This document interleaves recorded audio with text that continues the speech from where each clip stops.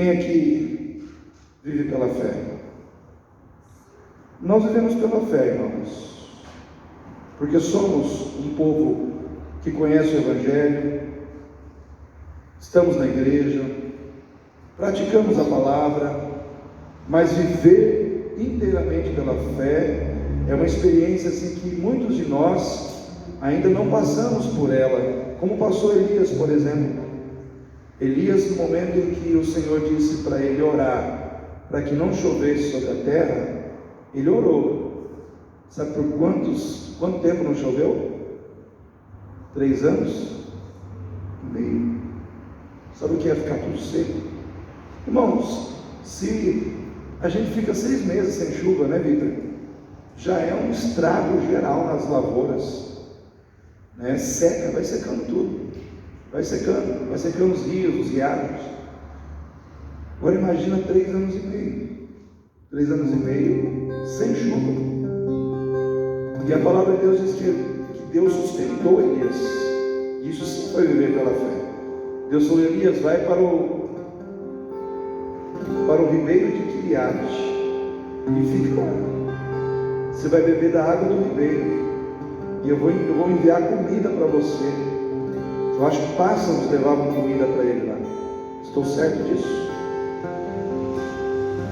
Levavam comida para ele. Viver pela fé, inteiramente viver pela fé, é você simplesmente abrir mão da total dependência de si próprio para depender de Deus inteiramente. Isso não é fácil. Não é qualquer um que consegue viver assim.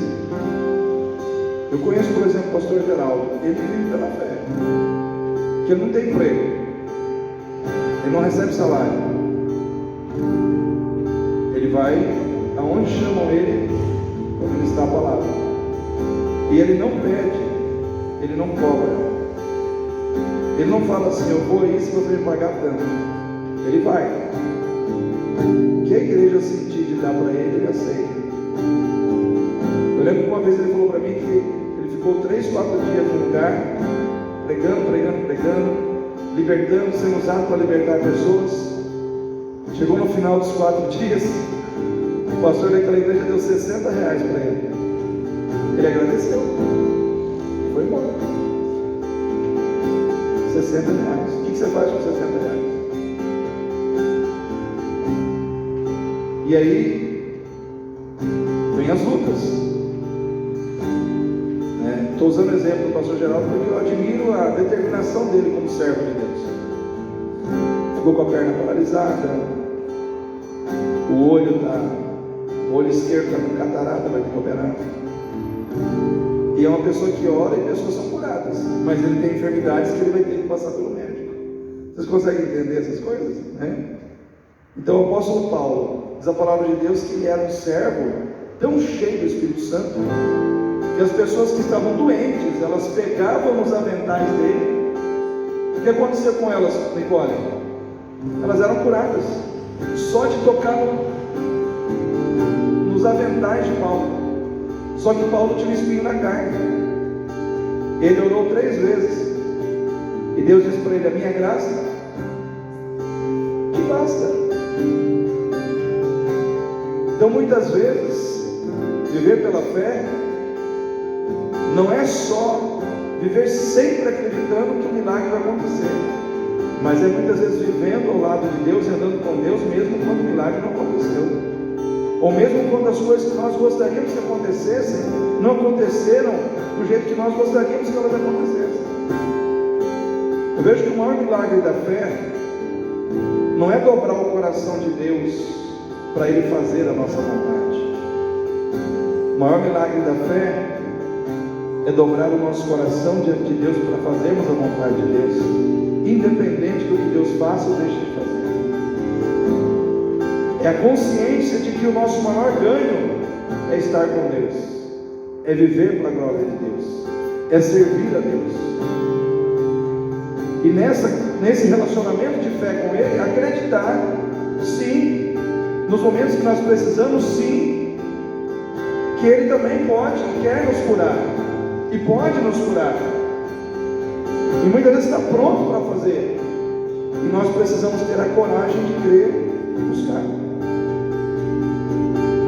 Mas aqui em Atos, capítulo 4, versículo 29, os discípulos da igreja primitiva, os apóstolos que estavam ali, Pedro e João, eles oram ao Senhor dizendo assim: agora pois, ó Senhor, olha para as suas ameaças e concede aos teus servos que falem com toda a ousadia a tua palavra, enquanto estendes a tua mão para curar, e para que se façam sinais e prodígios pelo nome do teu santo Filho Jesus. E tendo orado, moveu-se o lugar em que estavam reunidos, e todos foram cheios do Espírito Santo, e anunciavam com ousadia a palavra de Deus. E era um o coração e a alma da multidão dos que criam, e ninguém dizia que coisa alguma do que possuía era sua própria, mas todas as coisas lhes eram comuns. E os apóstolos davam com grande poder testemunho da ressurreição do Senhor Jesus, e em todos eles havia abundante graça. Amém, irmãos? Havia abundante graça. Que haja abundante graça na sua vida nessa noite. Que haja abundante graça na vida dessa igreja, porque onde há graça, ali há abundância do favor de Deus, porque graça é favor de Deus. Então quer dizer que havia abundante graça na vida deles, como também havia abundante graça, irmãos, e há abundante graça nas nossas vidas, porque somos o povo que estamos na graça. Amém?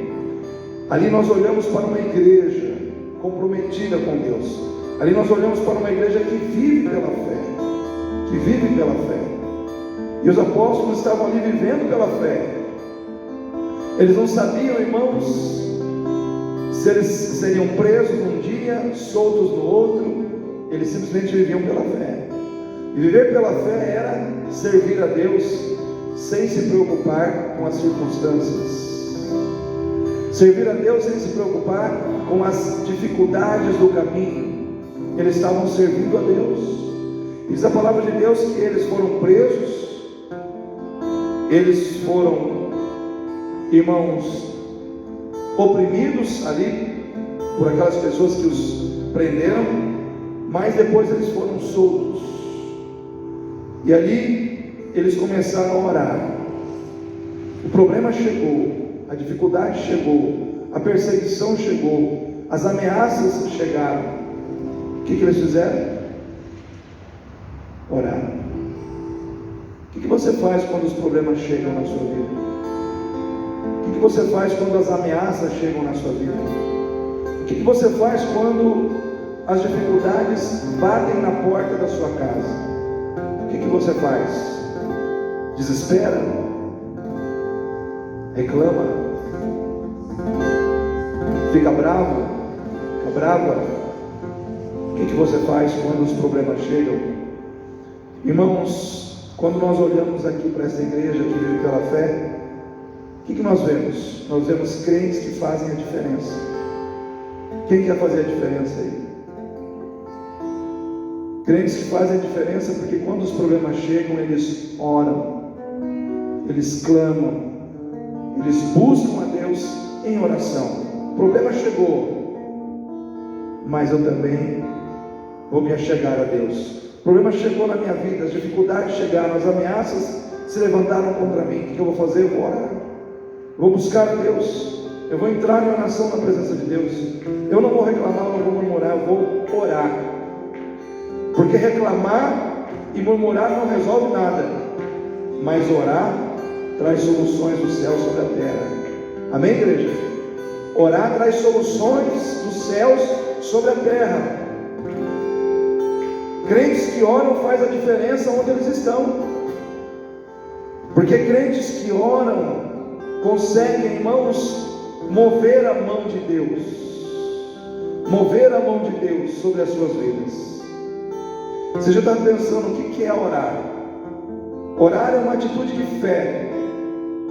Orar primeiro é uma atitude de fé. Só ora quem tem fé. Quem não tem fé não ora.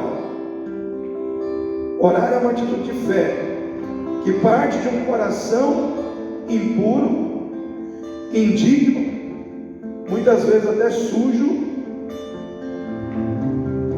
e que toca a mão do Todo-Poderoso,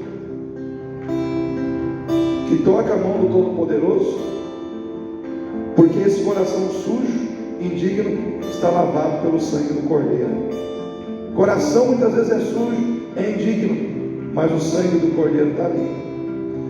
Então orar muitas vezes é você ter um coração impuro, um coração imperfeito, tocar nas mãos daquilo que é perfeito, porque você está debaixo do sangue que te purifica, que te torna limpo, que te torna aceitável diante daquele a quem você ora, a quem você clama.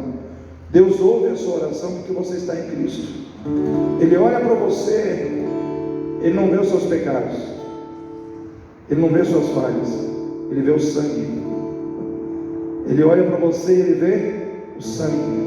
Está debaixo do sangue, está debaixo do sangue, está debaixo do sangue. Eu quero dizer para você, querido, o sangue de Jesus faz com que a sua oração seja ouvida, seja recebida, seja acolhida nos céus. Deus ouve a sua oração. E a palavra de Deus nos diz ainda que na nossa fraqueza, nós não sabemos nem como orar, nós não sabemos nem como pedir. E aí o que Deus faz? Ele não reprova a gente. Ele faz o Espírito Santo nos ajudar com gemidos inexprimíveis. É o que está lá em Romanos. Abre a sua Bíblia. Romanos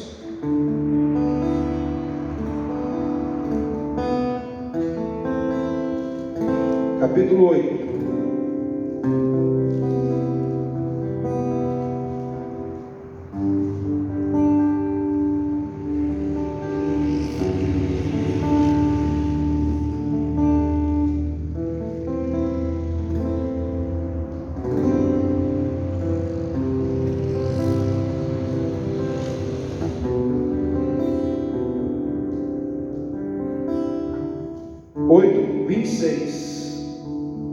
E da mesma maneira, também o Espírito ajuda as nossas fraquezas, porque não sabemos o que havemos de pedir como convém, mas o mesmo Espírito intercede por nós com gemidos inexprimíveis. Sabe o que quer dizer isso, irmãos? Quer dizer que quando nós vamos orar, a irmã Ana, às vezes a irmã Ana chega diante de Deus e ela não consegue, em palavras, muitas vezes expressar o que ela está sentindo. Ela não consegue muitas vezes em palavras dizer a Deus exatamente o que ela quer dizer, o que está no seu coração, o que ela está vivendo, o que ela quer que Deus faça. Às vezes ela não consegue. Quem já passou por essa experiência? De muitas vezes chegar para orar e não ter, e não saber como orar.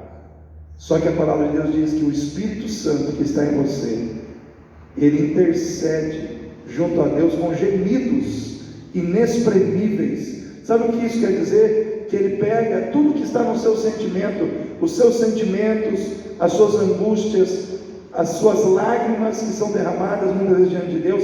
Ele pega tudo isso e ele leva isso ao Pai, dizendo perfeitamente para o Pai o que você está precisando. Então ele intercede por você. O Espírito Santo age na sua vida quando você se dispõe a orar. Então não é porque você não sabe orar que você não deve orar. Pelo contrário, pastor, eu não sei orar direito, eu não sei falar direito, mas eu vou buscar a Deus. Busque, porque naquele momento que você buscar ao Senhor, com o teu jeito de falar com Deus, com as suas palavras, com o seu vocabulário, o Espírito Santo vai estar do seu lado intercedendo junto com você. O Espírito Santo vai se colocar ao seu lado. Pessoas que fazem a diferença são aquelas que creem no poder da oração e oram. Quando as dificuldades chegam, quando os problemas chegam, quando as ameaças vêm contra a sua vida, irmãos, elas estão orando, elas estão buscando, elas estão clamando, e elas fazem a diferença. Daniel era um homem que orava a Deus 3 vezes ao dia, de manhã, meio-dia, à noite. Ele orava, ele orava, ele orava. E porque ele orava, irmãos, os inimigos se levantaram contra ele, E diz a palavra de Deus que quando Daniel estava orando, os inimigos vieram contra ele e encontraram ele orando. Se levantaram contra a vida dele, e quando vieram, ele estava orando. E ele foi levado para a cova dos leões, porque ele estava orando, porque ele estava buscando a Deus. Levaram ele para a cova dos leões, jogaram ele na cova dos leões, mas dentro da cova dos leões, nenhum leão tocou na vida dele. Sabe por quê? Porque Deus não abandona na provação aquele que não o abandona na hora da oração. Amém, igreja? Deus não abandona no meio da provação aquele que não abandona Deus na hora da oração. Deus não impediu dele ser jogado na cova, Deus não impediu dele passar pela experiência de ser confrontado com o problema, mas quando o problema chegou, o problema não prevaleceu, porque Deus fez a diferença na vida dele. E eu quero dizer para você que Deus vai fazer a diferença na sua vida. Deus vai fazer a diferença nas suas provações. Quando você for levado para as covas de leões, quando você for conduzido a situações que muitas vezes vêm para destruir a sua vida, essas situações não terão poder de destruir você, porque você orou antes, clamou antes, já se ajoelhou antes, buscou a Deus antes, e antes do problema vir, Deus já estava com você. Não espere o problema vir para você orar. Ore antes, busque antes, faça a diferença, porque você ora não somente quando os problemas vêm, mas antes deles aparecerem, você já está orando. Irmãos, nós precisamos fazer a diferença nesse tempo pela vida de oração que nós temos que construir diante de Deus, porque o crente que ora, ele é diferente do crente que não ora. Tem uma diferença entre o crente que ora e o crente que não ora, irmãos. O crente que ora, ele é muito mais sensível às coisas espirituais. O crente que ora, ele constantemente anda muito mais motivado, animado. Ele carrega dentro de si um fervor espiritual que vem da onde? Da sua vida de oração. Enquanto que o crente que não ora vive desesperado, estressado, angustiado, cansado, quase jogando a toalha, quase desistindo. Por quê? Porque não tem poder de Deus na sua vida. Porque o crente que não ora não recebe poder. Nós falamos, irmãos, agora há pouco sobre autoridade e poder. Autoridade e poder são coisas que estão muito relacionadas a orar, a busca de Deus por oração. Eu já disse várias vezes aqui na igreja que mais do que servirmos a Deus, ou sermos pessoas que vão trabalhar pelo reino de Deus, mais importante para Deus do que ter em nós um servo ou uma serva que realiza a sua obra, Deus quer ter conosco um relacionamento de amor e de amizade, como um pai tem com um filho, como um pai tem com uma filha, que chega, que desabafa, que abre o coração. Deus, ele não quer mais o seu trabalho do que a sua presença com ele. Amém, irmãos? Antes do Senhor dizer para você, vai orar pelos enfermos, vai pregar o meu evangelho, vai visitar o doente, vai fazer isso, vai fazer aquilo, vai cuidar do órfão, vai cuidar da viúva, antes de Deus dizer tudo isso para você, que você precisa fazer, e eu também, antes dele falar tudo isso, ele diz, vem e esteja na minha presença, vem para que eu possa te encher, vem para que eu possa te dar poder, vem para que eu possa agir na sua vida. Crente que ora faz a diferença na sua própria vida. Irmãos, quando nós oramos, nós construímos uma intimidade com Deus que faz a diferença na nossa própria vida. Quando Jesus ele se retirava da multidão, ele ia falar com o Pai. Quando ele voltava, irmãos, não tinha demônio que ficava, não tinha doente que não era curado, não tinha problema que não era resolvido. Por quê? Porque ele ia na fonte do poder e saía da fonte do poder cheio do poder. Para que você possa fazer a diferença na vida das pessoas, você tem que buscar uma intimidade com Deus que faça a diferença primeiro na sua vida. Como que você quer impactar a vida dos outros se você não tem deixado Deus impactar a sua vida? Se você não tem deixado Deus te encher da vida dele, dos princípios dele, da presença dele, do poder dele? O crente que não ora é um crente cético, é um crente que conhece a palavra, mas muitas vezes não consegue extrair todo o poder e toda a verdade que está por trás daquela palavra, porque não crê, porque não acredita espiritualmente, não acredita de forma espiritual na unção, no poder que está por trás da palavra de Deus. E isso acontece quando nós oramos, quando nós buscamos. Quando nós olhamos para uma igreja que vive pela fé, nós vemos crentes orando, nós vemos crentes clamando ao Senhor, nós vemos crentes ajoelhados, buscando a Deus. E era isso que os apóstolos estavam fazendo aqui. Eles estavam orando, vieram as ameaças, e eles estavam orando, eles estavam clamando, eles estavam se humilhando diante do Senhor. Agora, ó, pois, Senhor, olha para as suas ameaças e concede aos teus servos que falem com toda ousadia a tua palavra. E é interessante que nesse momento, irmãos, nós vemos uma outra característica do crente que faz a diferença. Quando nós olhamos para uma igreja que vive pela fé, nós vemos crentes que fazem a diferença, porque eles oram a Deus não pensando naquilo que eles querem que Deus faça necessariamente ou primeiramente pelas suas necessidades, mas eles oram a Deus pedindo forças para que eles não parem de servir a Deus. Foi isso que eles pediram para o Senhor. Eles olharam para as ameaças, eles olharam para os problemas, e eles não oraram assim dizendo: Senhor, tira os problemas, tira as ameaças. Eles oraram dizendo: Senhor, nos dê forças para que a gente continue fazendo a obra, para que a gente continue servindo ao Senhor, apesar das ameaças, apesar dos problemas, apesar das lutas que nós estamos enfrentando. Em outras palavras, eles estavam mais preocupados em servir a Deus do que se servirem de Deus. Eu quero dizer uma coisa para você, querido. Se você se preocupa em servir a Deus, Deus se preocupará em servir você. Amém?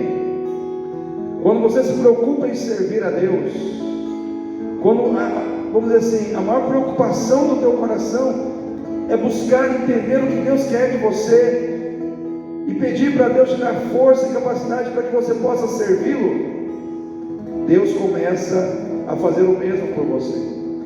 Ele começa a se preocupar em descobrir o que você precisa para poder te abençoar também. Pastor, como que o senhor pode provar isso para nós? Onde está isso na Bíblia? Quem já ouviu falar da viúva de Sarepta?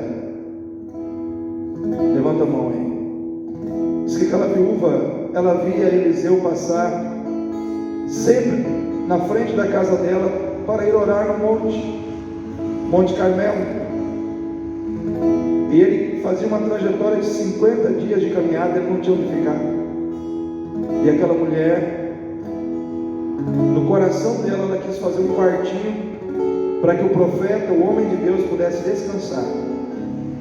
Em outras palavras, a única preocupação daquela mulher era servir a Deus e servir aqueles que estavam servindo a Deus. E quando ela fez isso, irmãos, ela construiu um quartinho. Eliseu passou a descansar naquele quarto, a usufruir daquele quarto. O que aconteceu no coração de Eliseu? Ele começou a querer descobrir o que aquela mulher precisava.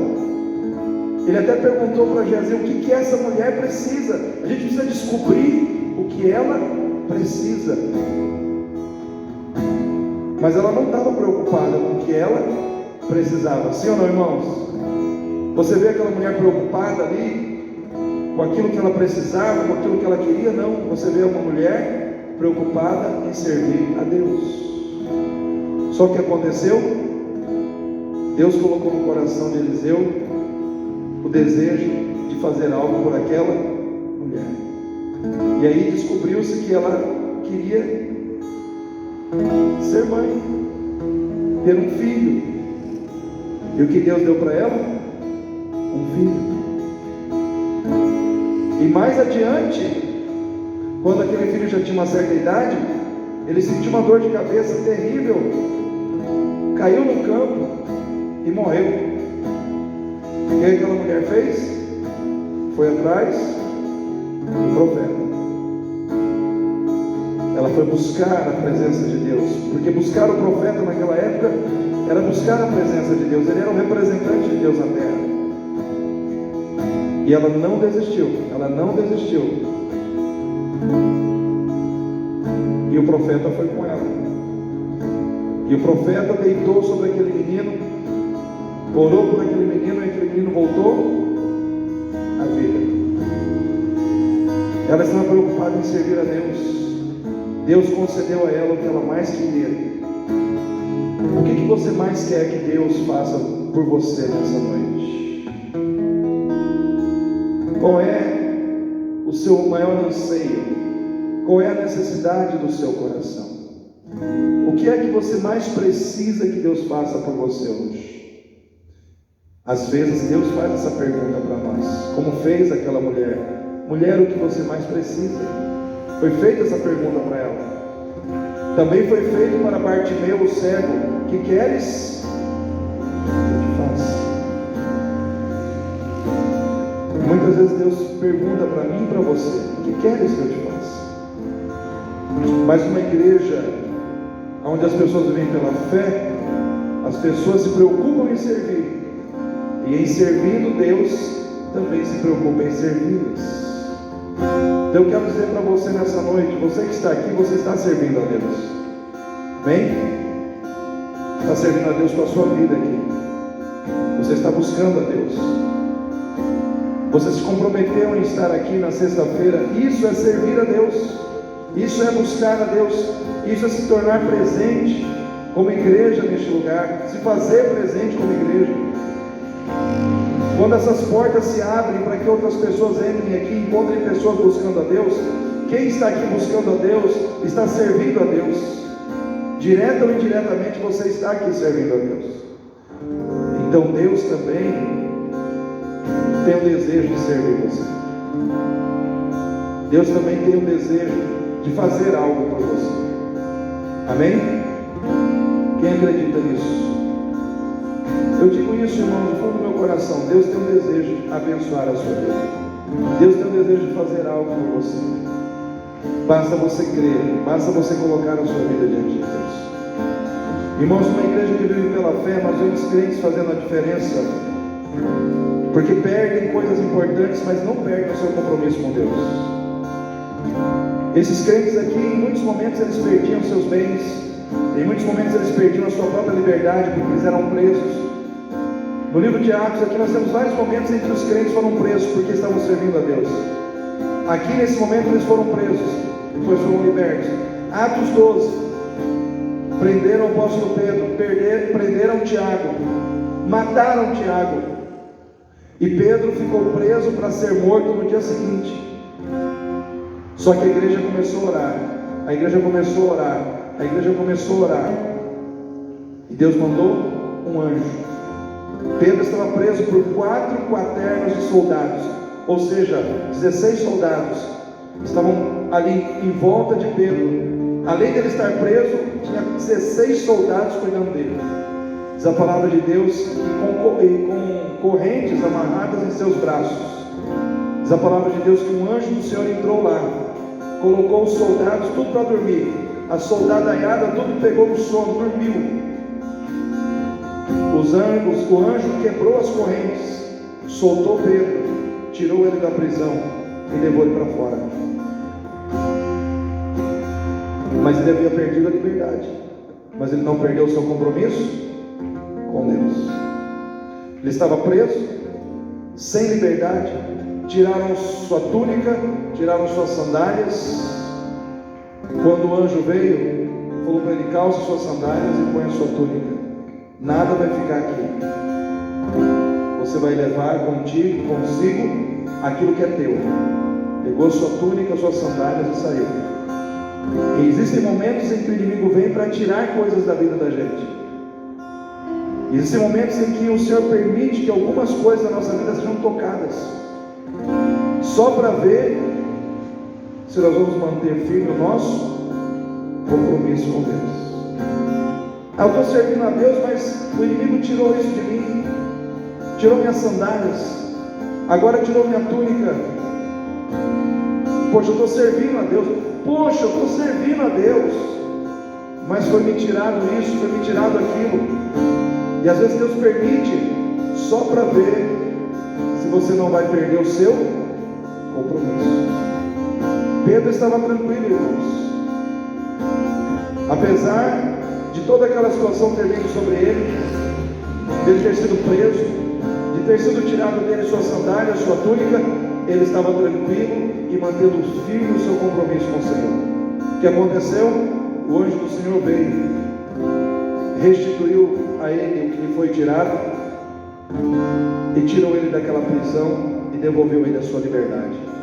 Eu quero dizer para você, querido, pode perder tudo, mas não perca o seu compromisso com Deus, porque mediante o compromisso que você tem com Ele, Deus virá sobre a tua vida.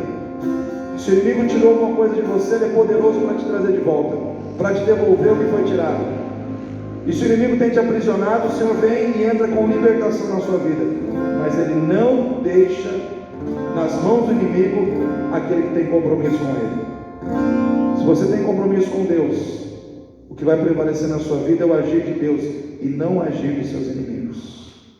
Eu quero declarar isso na sua vida nessa noite, em nome de Jesus. Quem recebe essa palavra, em nome de Jesus, eu quero declarar isso sobre a tua vida.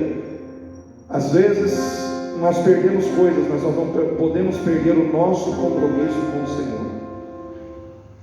Irmãos, numa igreja que vive pela fé, nós também vemos Deus fazendo a diferença na vida dos crentes. Primeiro nós vemos crentes fazendo a diferença, mas também nós vemos Deus fazendo a diferença na vida dos crentes. Como é que Deus faz a diferença na vida dos crentes? Primeiro, respondendo às suas orações. Respondendo às suas orações. Diz a palavra de Deus que eles oraram. Versículo 31, e tendo orado, moveu-se o lugar onde estavam reunidos, e todos foram cheios do Espírito Santo, e anunciavam com ousadia a palavra de Deus.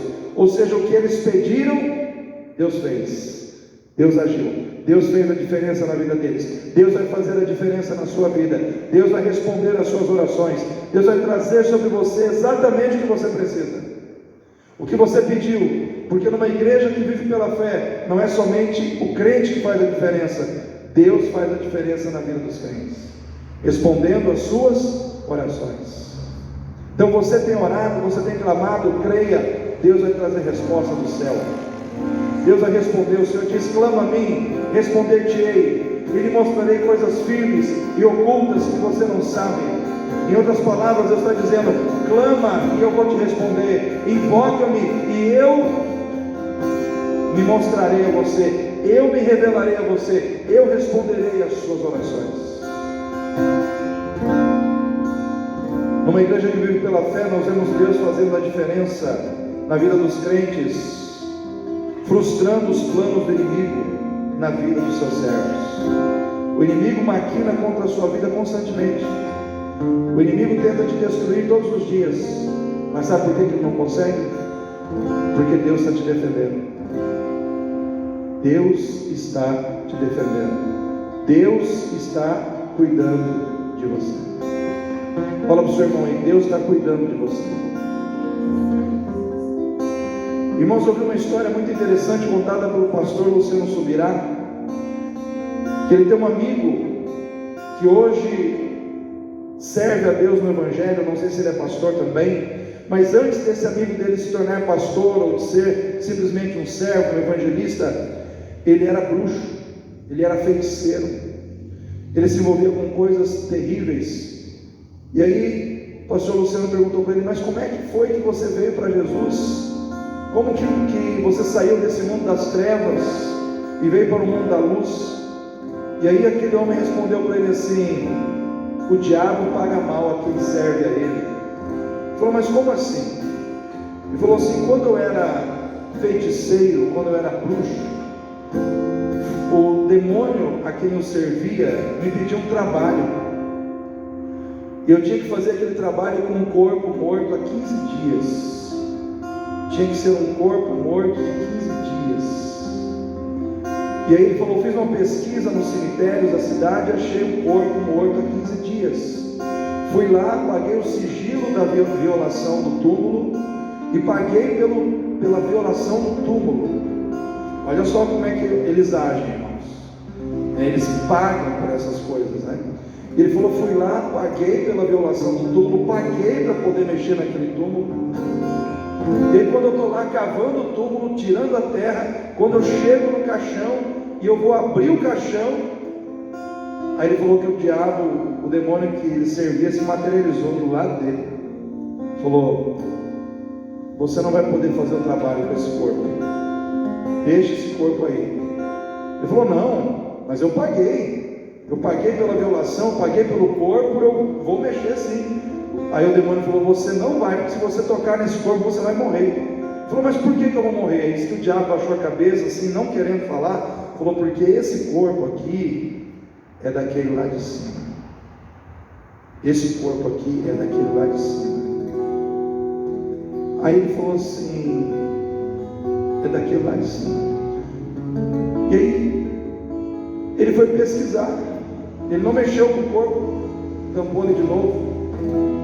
E ele foi pesquisar de quem era aquele corpo. E aquele corpo era de uma esposa de um pastor que havia morrido e foi enterrado e sepultado ali. E aí aquele homem falou assim: se esse Deus cuida de alguém que já morreu há 15 dias, o corpo está fedendo, está cheirando mal, mas ele ainda está cuidando daquele corpo morto que já morreu há 15 dias, o que esse Deus então não está fazendo por aqueles que ainda estão vivos e andando sobre a terra? Se ele cuida de quem morreu, imagina o que ele não está fazendo por quem está vivo. O que eu quero dizer para você nessa noite é isso: se Deus cuidou de um corpo morto, se Deus não deixou o corpo de quem servia a ele ser violado, tocado, imagina o que ele não está fazendo por você que está andando sobre essa terra cheio de vida. Ele está cuidando de você. A partir daquele dia, aquele homem, ele entregou a vida dele para Jesus, porque ele falou: não posso mais servir o demônio, eu preciso conhecer esse Deus que cuida de quem morreu e muito mais, cuida de quem está vivo. Então eu quero dizer para você nessa noite, usando esse exemplo: Deus cuida de você, Deus cuida da sua vida, Deus cuida de você em todo o tempo. E até o momento quando você for para a sepultura, até o seu corpo Ele vai cuidar, para que ninguém toque na sua vida, no seu corpo, mesmo que você não esteja mais ali. Ele cuida de tudo que é seu, vivo, morto, Ele cuida da sua vida. Porque depois que você partir, você vai para a glória, e o seu corpo que está aqui, Deus vai cuidar também até o momento que Ele ficar aqui. Então um Deus que cuida assim, irmãos, um Deus que cuida dessa maneira, é um Deus que merece toda a nossa confiança. Ele cuida de cada um de nós. Os planos do inimigo não prevalecem na sua vida, por quê? Porque Deus cuida de você. Em último lugar, numa igreja que vive pela fé, nós vemos Deus fazendo a diferença na vida dos crentes, enchendo a vida dos crentes com o poder e com a presença do Espírito Santo. O que fazia a diferença naquela igreja era a presença do Espírito Santo.